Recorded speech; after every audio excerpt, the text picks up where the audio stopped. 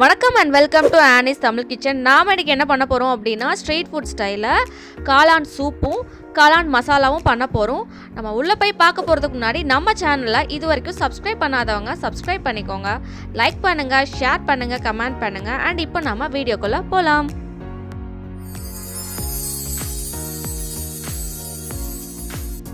காளான் சூப் செய்கிறதுக்கு நான் 1 டேபிள் ஸ்பூன் போல் வெண்ணெய் எடுத்துக்கிறேன். உங்ககிட்ட வெண்ணெய் இல்லைன்னா அதுக்கு பதிலாக நீங்கள் எண்ணெய் நார்மலாக இருக்கிற ஆயிலை நீங்கள் யூஸ் பண்ணிக்கலாம். வெண்ணெய் இந்த மாதிரி நல்லா உருகுனதும் அது கூட நான் ஒரு வெங்காயத்தை இந்த மாதிரி சின்ன சின்னதாக கட் பண்ணி வச்சுருக்கிறேன். அதை சேர்த்து நல்லா வதக்கிக்க போகிறேன். அது கூடயே 2 இனுக்கு கருவேப்பிலையை இந்த மாதிரி எடுத்து வச்சுருக்கிறேன். அதையும் உள்ளே போட்டு நான் நல்லா வதக்கி எடுத்துக்க போகிறேன். வெங்காயமும் கருவேப்பிலையும் இந்த மாதிரி கொஞ்சம் நல்லா வதங்கினதும் அது கூட ஒரு டீஸ்பூன் போல் இஞ்சி பூண்டு பேஸ்ட் நாம் சேர்த்துக்கலாம். இஞ்சி பூண்டு பேஸ்ட்டோட பச்சை வாசனை போகிற வரைக்கும் அதை நம்ம நல்லா வதக்கி எடுத்துக்கலாம்.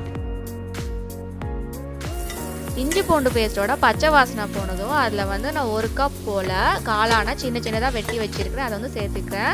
இது ஏற்கனவே நான் சுத்தம் பண்ணி தான் வச்சுருக்கிறேன். அப்படியே இதில் சேர்த்துக்கிறேன். இது கொஞ்சம் நல்லா பச்சை வாசனை லைட்டாக பச்சை வாசனை போகிற அளவுக்கு வதக்கிக்கோங்க. வதக்குனதும் அதில் நான் ஒரு 4 கப் போல் தண்ணியை நான் இப்போ இதில் சேர்த்துக்கிறேன். இப்போ அது கூட ஒரு டீஸ்பூன் போல் சின்ன சீரகம் சேர்த்துக்கிறேன். அதுக்கப்புறம் தேவையான அளவு கல் உப்பு சேர்த்துக்கிறேன். அதுக்கப்புறம் ஒரு டீஸ்பூன் அளவுக்கு மிளகுத்தூளும் அதில் சேர்த்துக்கிறேன். சேர்த்துட்டு நல்லா இது கொதிக்கிற வரைக்கும் நம்ம வெயிட் பண்ணுவோம். சூப் இந்த மாதிரி இப்போ தளன்னு கொதிக்க ஆரம்பிச்சிருச்சு. இந்த மாதிரி கொதிக்க ஆரம்பித்ததும் இது கூட நம்ம கார்ன்ஃப்ளவர் சேர்த்துப்போம். கார்ன்ஃப்ளவர் எதுக்குன்னா இந்த சூப் கன்சிஸ்டன்சி கொஞ்சம் திக்காக வரும்ல, அதுக்காக. அதுக்கு நான் ஒரு 2 டீஸ்பூன் போல் கார்ன்ஃப்ளவர் எடுத்துக்கிறேன். அது கூட ஒரு 1/4 கப் போல் தண்ணியை சேர்த்துக்கிறேன். தண்ணியை சேர்த்து நல்லா கரைச்சிக்க போகிறேன். கரைச்சிட்டு நம்ம இந்த சூப் கூட அதை நம்ம சேர்த்துக்கலாம். நம்ம கரைச்சி வச்சுருக்கிற கார்ன்ஃப்ளவரை உள்ளே சேர்த்துக்கலாம். கொஞ்சம் கொஞ்சமாக சேர்த்துக்கோங்க. சேர்த்ததும் நல்லா கிண்டி விட்டுக்கிட்டே இருங்க. அப்போ தான் அடியில் அது ஒட்டாமல் இருக்கும், அடிப்பிடிக்காமல் இருக்கும். அதுக்கப்புறம் கொஞ்சம் நல்லா சூப் கன்சிஸ்டன்சி இந்த மாதிரி கொஞ்சம் நல்ல கன்சிஸ்டன்சி வந்ததுக்கப்புறம் அதில் கொத்தமல்லி தலையை இந்த மாதிரி சேர்த்துக்கோங்க. அவ்வளோதான், நம்ம சூப் இப்போ ரெடி ஆகிடுச்சு. ஓகே, இப்போ நம்ம காளான் சூப் சூப்பராக ரெடி ஆகிடுச்சு.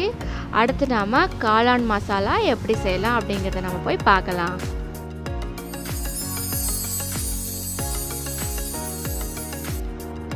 காளான் மசாலா செய்கிறதுக்கு நாம் முதல்ல 2 கப் போல் இந்த மாதிரி முட்டைக்கோஸ் எடுத்துக்கும்.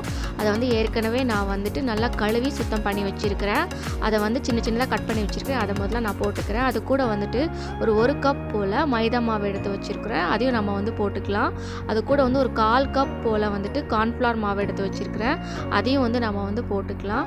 அப்புறம் ஒரு டீஸ்பூன் போல் மிளகாத்தூள் எடுத்து வச்சுருக்கிறேன். அதையும் நம்ம போட்டுக்கலாம். தேவையான அளவு உப்பு சேர்த்துக்கலாம். அதுக்கப்புறம் ஒரு 2 கப் போல் மஷ்ரூம் காளானை இந்த மாதிரி நல்லா சுத்தம் பண்ணி வச்சுருக்கிறேன். அதையும் சின்ன சின்னதாக கட் பண்ணி வச்சுருக்கிறேன். அதையும் நம்ம சேர்த்துக்கலாம்.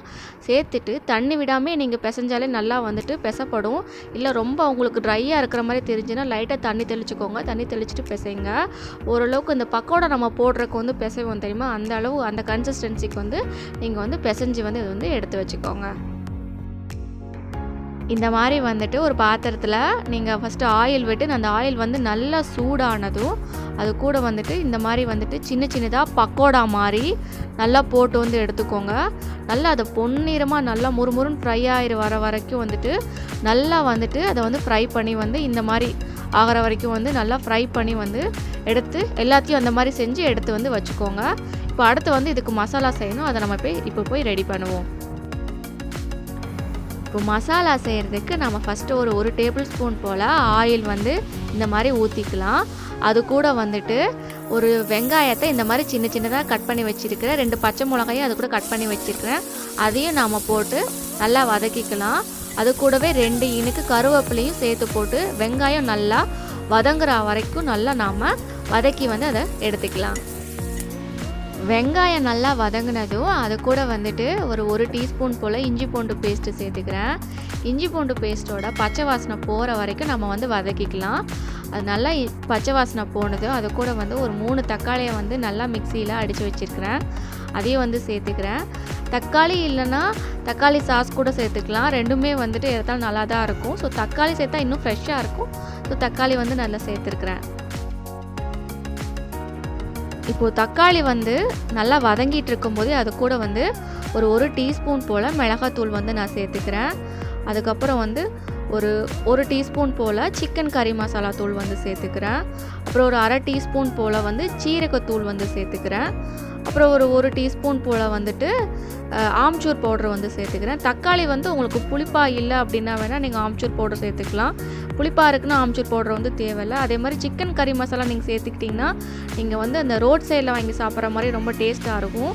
அதுக்காக தான் சேர்த்துருக்கேன். உங்களுக்கு வந்து ஆப்ஷனல் தான், வேண்டான்னா நீங்கள் சேர்த்த வேண்டாம். அப்புறம் அது கூட ஒரு டீஸ்பூன் போல் சில்லி சாஸ் வந்து சேர்த்துக்கிறேன். ஒரு அரை டீஸ்பூன் போல் சோயா சாஸும் சேர்த்துக்கிறேன். அண்ட் லாஸ்ட்டாக வந்துட்டு அதுக்கு தேவையான அளவு உப்பும் சேர்த்து நல்லா இதை வந்து நான் கலந்து விட்டுக்க போகிறேன். எல்லா மசாலாவும் நல்லா பச்சை வாடை போகிற வரைக்கும் நல்லா இதை வேக வச்சு நல்லா கலந்து விட்டுக்க போகிறேன். இப்போ அது கூட வந்துட்டு ஒரு 1.5 கப் போல் தண்ணியை வந்து நம்ம வந்து ஊற்றிக்கலாம்.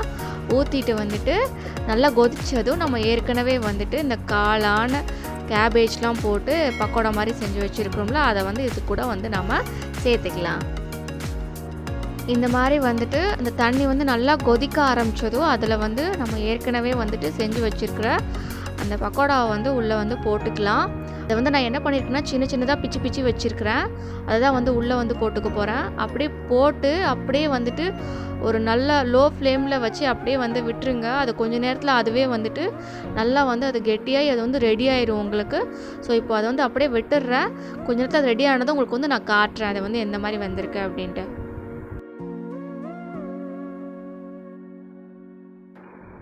ஓகே, நம்ம காளான் மசாலா வந்து இப்போ ரெடி ஆகிடுச்சு. கடைசியாக வந்துட்டு அது மேலே வந்து கொஞ்சோண்டு கொத்தமல்லி தழையை வந்து இந்த மாதிரி வந்து தூவி விட்டு அதை வந்து நல்லா மிக்ஸ் பண்ணி விட்டுக்கிறேன். ஓகே, சூப்பராக நம்ம காளான் மசாலாவும் ரெடி ஆகிடுச்சு. காளான் சூப்பும் நீங்கள் வந்து பார்த்துருப்பீங்க. அண்ட் இந்த வீடியோ வந்து உங்களுக்கு ரொம்ப பிடிச்சிருந்துச்சு அப்படின்னா மறக்காமல் என்னோடய சேனலை லைக் பண்ணுங்கள், ஷேர் பண்ணுங்கள், சப்ஸ்கிரைப் பண்ணுங்கள். அண்ட் இந்த டிஷ்லாம் செஞ்சு பார்த்துட்டு எப்படி இருக்குது அப்படின்னு கமெண்ட் செக்ஷனில் கமெண்ட் பண்ணுங்கள். அண்ட் இன்றைக்கி வீடியோ அவ்வளோதான். தேங்க்யூ.